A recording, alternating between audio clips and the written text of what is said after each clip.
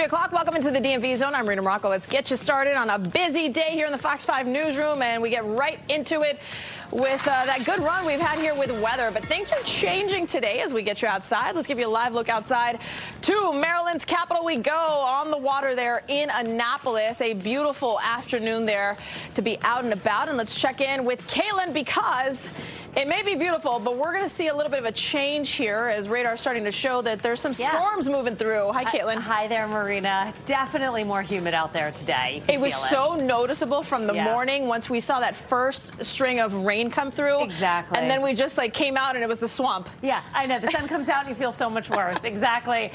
So summertime pattern is here, Marina. Big changes from, I love how you said it, our spring bubble. We were living well in that bubble for a few days. But now with the high humidity, with the downpours we've already had, that sticky feeling is out there. It's been a hot afternoon. As soon as that sun came up, temperatures jumped well into the 80s. And now we're tracking another round of showers and thunderstorms. It's showing up on radar right now in our northwestern suburbs. It'll sweep through the metro and D.C.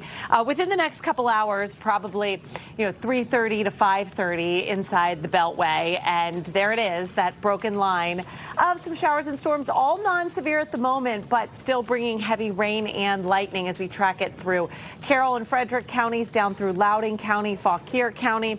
We'll get in a little bit closer, and that's a decent amount of lightning in southern Frederick County, moving towards Clarksburg, Damascus, our northern towns in Montgomery County, clipping I-70 as it pushes east towards Baltimore. And then downstream of there, you've got some heavy rain and lightning between Leesburg and Middleburg and along 66. That's just some rain approaching Gainesville, so it looks like the better chance for the lightning is off to the north. So we don't have enough energy to get really strong, severe weather today, but we do have a decent amount, so we could get some good downpours locally. Live look at Leonardtown. They're still far east out ahead of the storms. Plenty of sunshine and heating up nicely.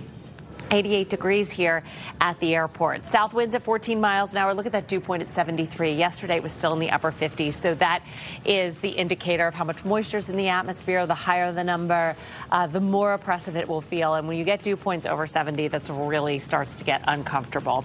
Temperatures right now, 88 in D.C., Quantico. We're up to 90 in Leonardtown, upper 80s along the Chesapeake. Look how rain-cooled we are. Frederick, 72. Winchester, 75. But even though the rain comes through and knocks the temperature down, it does not knock the dew point down. Of course, it just gets closer to it, and so you're feeling very saturated out there.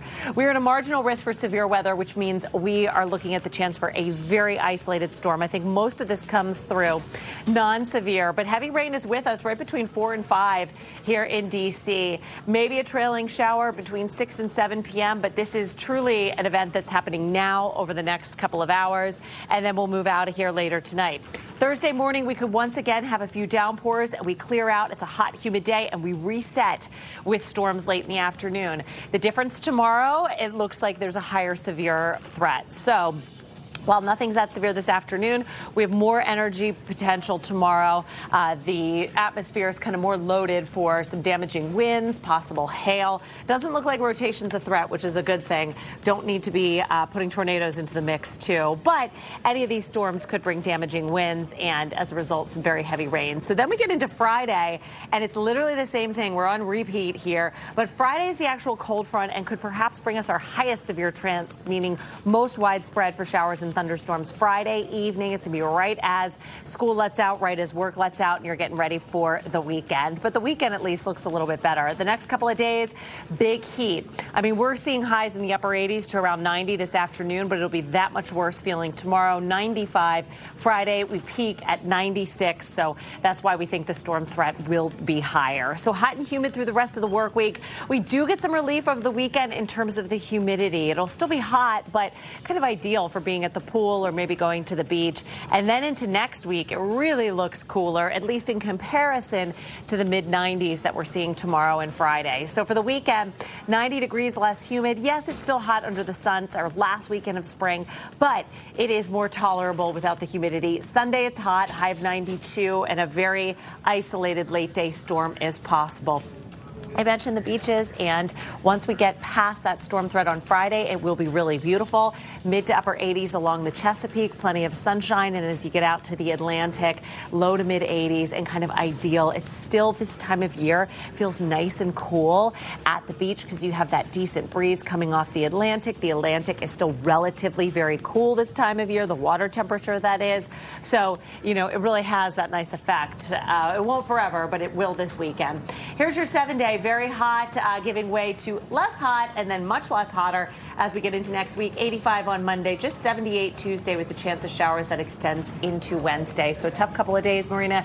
No heat advisories yet, but we will see that heat index up and over 100 degrees at times tomorrow and Friday afternoon. So indoor air-conditioned watch parties here on Fox 5. Yeah, you're going to need the AC or like at least those sprayers with the fans to keep you cool. It's definitely going to be a hot one and feel like it. Thank you, Caitlin. We'll see you back at 4 o'clock. Sounds good. Let's move on now to topic number 2 here, where the bus driver charged in that deadly crash in Stafford County was in court this morning. Jing Dong appearing in court in a wheelchair after being released from the hospital yesterday. He faces 5 counts of involuntary manslaughter and reckless driving charges after last month's crash. Today, his attorney telling reporters Dong is remorseful and emotionally devastated from the crash that killed 5 people, injuring 44 others. We've got Northern Virginia attorney back with us today, Dimitri Pigrolitas, with more. What do you make of the plea here and anything that stood out to you?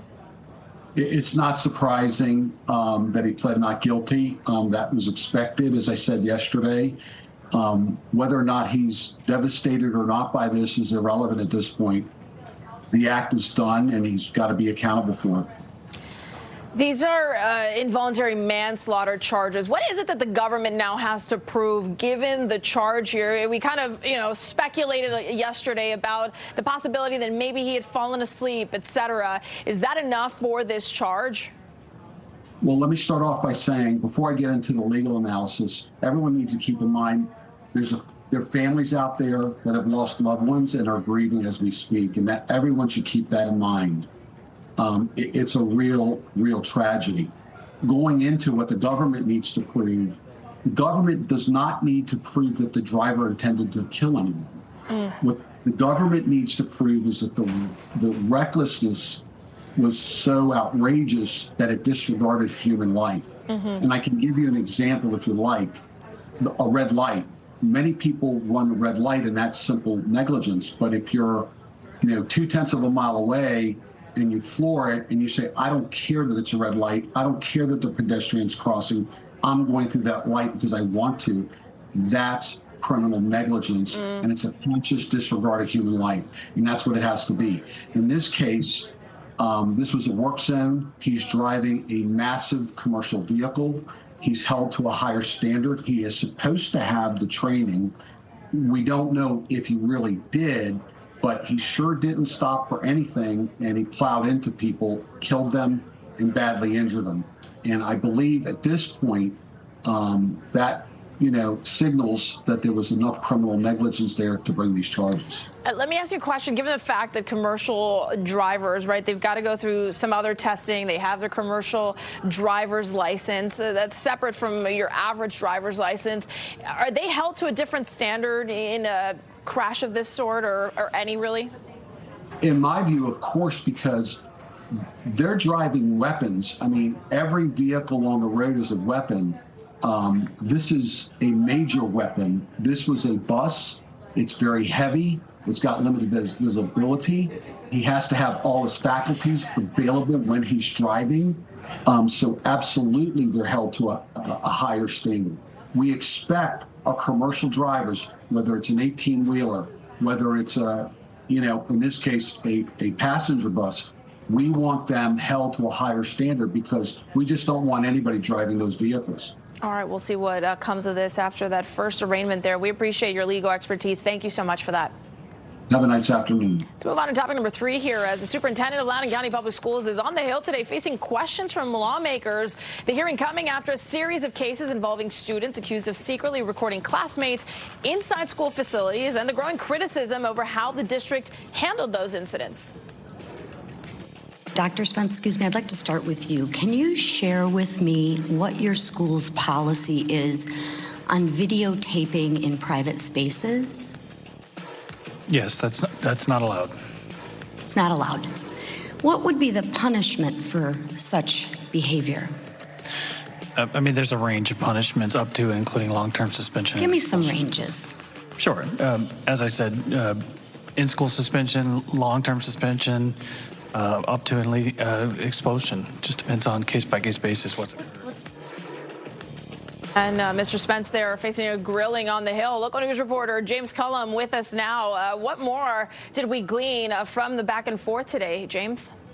Well, you know, in July 2025, the Department of Education determined that Loudoun County violated Title IX by allowing students to occupy intimate facilities based on gender identity, not on biological sex. And so the DOE found that 2 male Stonebridge High School students were retaliated against for reporting sexual harassment claims concerning the presence of a female student in male facilities. And so the Loudoun County School Board settled a lawsuit on behalf of 2 of the male students this year. And then in May, we have reports that a Freedom High School student allegedly took photos and videos of dozens of underage students in school bathroom stalls over the course of the last 3 years. And so that student has been charged for unlawful filming in a bathroom. And so the superintendent was called to testify before Congress in this committee hearing, and he got up there and he said that we have 80,000 students in 100 schools with a 97% graduation rate,